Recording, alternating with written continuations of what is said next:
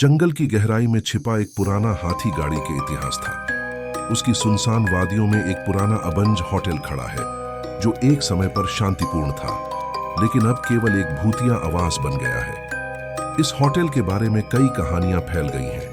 परंपरागत रूप से लोग इसे भूतों का घर मानते हैं। यह कहानी एक ऐसे परिवार के बारे में है जो गर्मियों के लिए यहाँ एक अनूठे अनुभव की तलाश में आया था। उनका नाम था मितुल और उनकी पत्नी काव्या।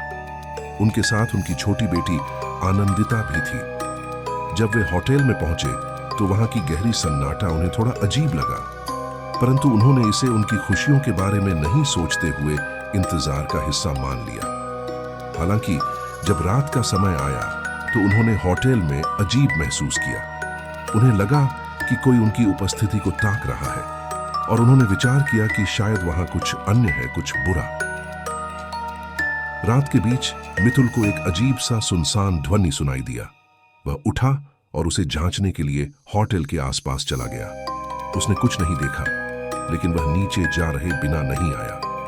अगले कुछ दिनों में उनकी परिवार ने इसी तरह की घटनाओं के साथ अनुभव किया जो उन्हें डरा देता था। आनंदिता ने एक बार एक अजीब से रूमाल को देखा जो उसके खेल के कागज को रात के समय में हिला रहा था, जब उसे लगा कि कोई नहीं है।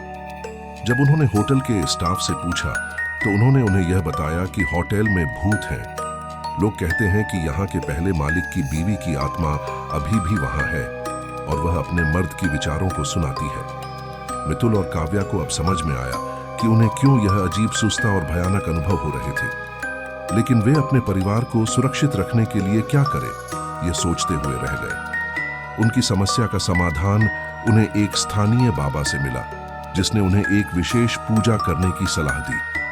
वे उस पूजा का आयोजन करने के लिए सहमत हो गए। पूजा के दौरान सारे होटल में अजीब ध्वनियां और अनजाने हालात का सामना किया गया, लेकिन बाबा की शक्तिशाली मंत्रों ने उन्हें विश्वास दिलाया और उन्हें लगा कि अब भूतों का असर कम हो गया है। उनके द्वारा किए गए उपाय के बाद होटल में अब शांति का माहौल था। मितुल, काव्या और आनंदिता अब खुद को सुरक्षित महसूस करते थे। वे गर्मियों के लिए अपने घर की ओर लौटे, लेकिन उनके मन में अभी भी होटल की भूतियां की याद थी।